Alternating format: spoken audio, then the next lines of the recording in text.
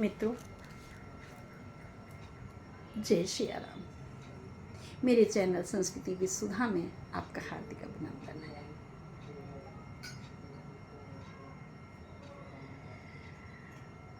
दशरथ ये सब सुन रहे हैं, अर्ध मूर्छा में, अर्ध चेतना में है वह। गई मूर्छा रामे सुमन, नभ फिर करवट लीन, सचिव राम आगमन कही, बिनय समय समकीन। और उन्होंने कहा, अब निप अकन राम पग उधारे, धर धीरज तब नयन उघारे, सचिव संभारे राउ बैठारे, चरण परत नृप राम निहारे, लिए स्नेह बिकल उरलाई, गए मनि मनहु फनिक फिर पाई, रामय चितई रहे नर नाहु, चला बिलोचन बारी प्रबाहु।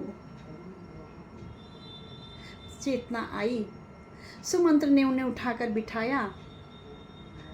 उन्होंने रामचंद्र जी को देखा और हृदय से लगा लिया। नेत्रों से अश्रु प्रवाहित हो रहे हैं। अश्रु धारा ऐसे लगी है मानो सावन की लड़ी लगी हो। सावन की वर्षा में जैसे झरझर पानी बरस रहा होता है, उनके नेत्रों से जल ऐसे झरझर निरंतर प्रवाहित हो रहा है। शोक विपस कछु कहा ही न पारा, हृदय लगावत बारी बारा। अत्यंत शोक में है, बार बार हृदय से लगा लेते हैं। विधि मनाओ राव मन माही, जय रघुनाथ न कानन जाही। बार बार मना रहे हैं भगवान को कि मेरे राम मन को न जाए। सुमिर महेश कहि निहरी, बिनती सुनहु सदा शिव मूरी। बार बार भगवान शिव को मना रहे हैं, हे सदा शिव मुझ पर सहायक हो, मेरी विनती सुनो। आसुतेश तोष तुम अवघरदानी, आरति हरहु दीन दन जानी। हे आशुतोष, हे चंद्रमौली भगवान शंकर, मेरी पुकार सुनी, मेरी दशा देखें। हे आरत कठिनाई को हरने वाले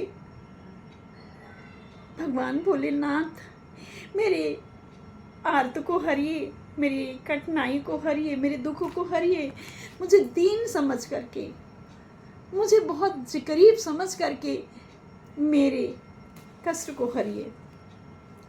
तुम प्रेरक सबके हृदय, सो मति राम ही देव, बचन मोरे तज रहे घर, परिहर सील सन्यो।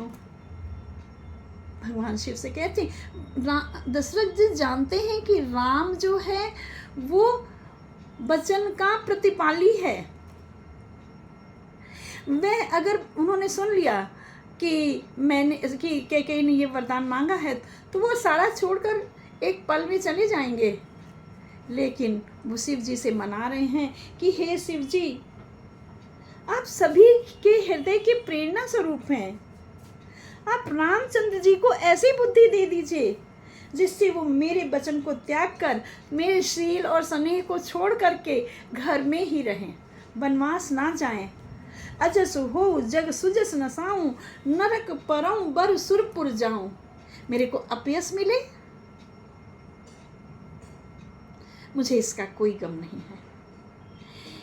मेरा और अपनी अभी तक मेरा जितना यश फैला है, मेरी कीर्ति फैली है, वो सारी नष्ट हो जाए, कोई चिंता नहीं है।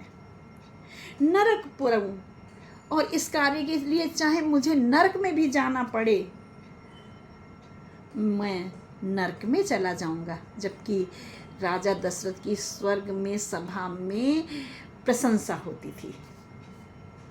सब दुख दुसह सहावो मोही, लोचन ओट राम जन होही। सारे दुख, जितने भी दुख आप मुझे दे, उन सारे दुखों को मैं सह लूंगा।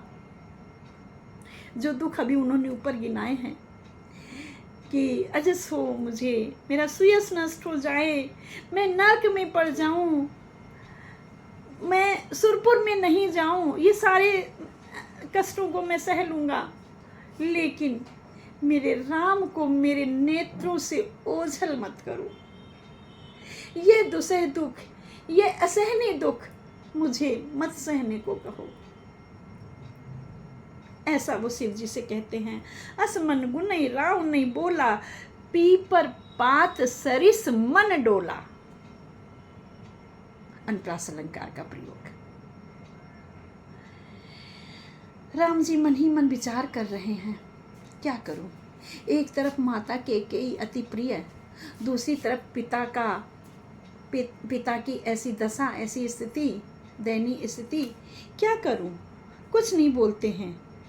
उनका मन पीपल के पत्ते की तरह डोल रहा है। श्री रघुनाथ जी ने रघुपति पितहि प्रेम बस जाने, पुण्य कछु कहाई मात अनुमानी। अपने पिता को प्रेम के बस जानकर और ये अनुभव करके कि फिर से माता कुछ कहेंगी तो पिताजी को फिर दुख होगा। देश काल अवसर अनुसारी, बोले बचन विनीत विचारी, तात कहूँ कुछ करऊँ ढिठाई, अनुचित क्षमा जान लड़काई।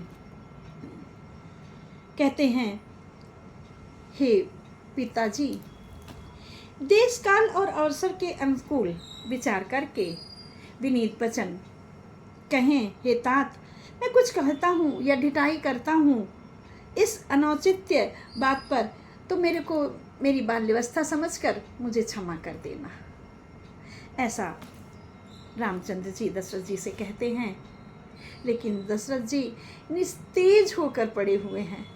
मित्रों, आइए जानते हैं आगे क्या होता है।